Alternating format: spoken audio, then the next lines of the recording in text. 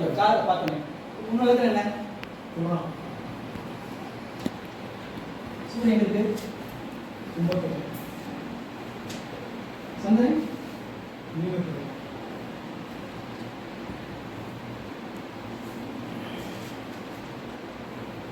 இது எல்லாத்துக்குமே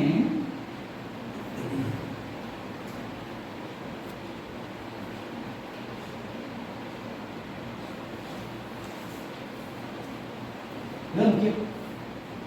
சார்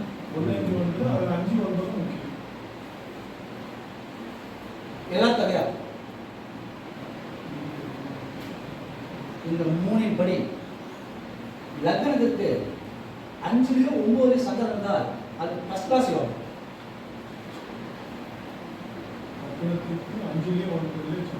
சூரியன் சந்திரன் தான் திரிகோணத்துக்கு. அப்ப லக்னத்திற்கு 1 2 3 4 5 சூரியன் தான் ஓகே. ஆனா சந்திரன் போயிட்டார். இது வந்து உங்க ஃபர்ஸ்ட் கிளாஸ் யோகம் அல்ல. சரி, இரண்டாவது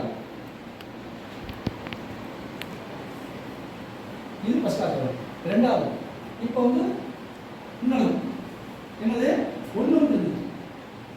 மூணாவதுன்னா இப்போ இந்த லக்னம், அந்த லக்னத்துக்கு 6 சூரியனுக்கு 8 சந்திரன் இருக்கு. இது மூணாவது ரேஞ்ச்.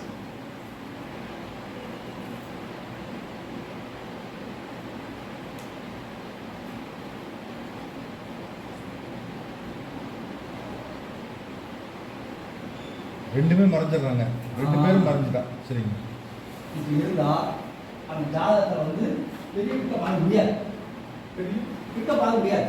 அது வந்து நிதி மதி கதி 3 லக்னத்துக்கு. சரி, அப்ப இந்த லக்னம் இருக்கா, அப்ப லக்னத்துக்கு 6 சூரியன் கூட லக்னத்துக்கு 8 சந்திரன் இருக்காரு. அப்ப வந்து 2 ஒப்பட்டாரு. அப்ப 5 9 எதுவும் இல்லை. அப்ப மூணாவது ரேஞ்ச். யாராவது 3 பேரும் இதுல 2 பேர் 6 8 இருந்தா மூணாவது ரேஞ்ச், ஒரு ஆள் இருந்தா ரெண்டாவது ரேஞ்ச், 2 இருந்துச்சா ஃபர்ஸ்ட் ரேஞ்ச். அப்போ ஜாதகம் பார்த்தேன் லக்னத்துக்கு 5 9 சூரியன் இருக்கா, கண்டிப்பா பிக்கப் ஆயிடும். அவன் ஜாதகம் நல்ல ஜாதகம், மற்ற கிரகங்கள் அப்புறம் அவ்வளோதான். அப்போ அவன் ஜாதகம் பார்க்கலாம்.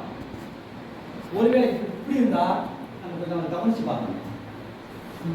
ஏன் சூரியனும் சந்திரனும் 2 கண்கள், இது வலது கண், இது இடது கண். இப்போ உதாரணம், இப்போ இங்க வந்து சந்திரன் இருந்து இந்த சூரியன் இருந்தா ஃபர்ஸ்ட் சந்திரன், இரண்டாவது சூரியன் இருந்தா இடது கண் வலது கண்.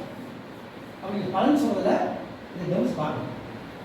அப்ப இந்த மாதிரி ஜாதகம் புரிஞ்சானா அவங்க மற்ற கிரகங்கள் டக்குனு பார்க்கலாம். அடுத்து மூணாவது மதி துதி இருக்குது, அது அப்புறம் போகும். அப்ப இந்த இதுல வீதி மதி கதிங்கிறது இதுதான். அப்ப லக்னத்துக்கு 6 8 போனா அவுட், 5 9 இருந்தா பிக்கப். அந்த ஜாதகம் பார்க்கலாம். இப்போ உங்க ஜாதகத்துல அப்ப நீங்க வந்து ரெண்டாவது ரேஞ்ச். உங்க ஜாதகத்துல இந்த லக்னத்துக்கு சூரியன் சந்திரன் 6 8 பண்ண மறைஞ்சிருந்தா கண்டிப்பா ஃபேமஸ் ஆக முடியாது.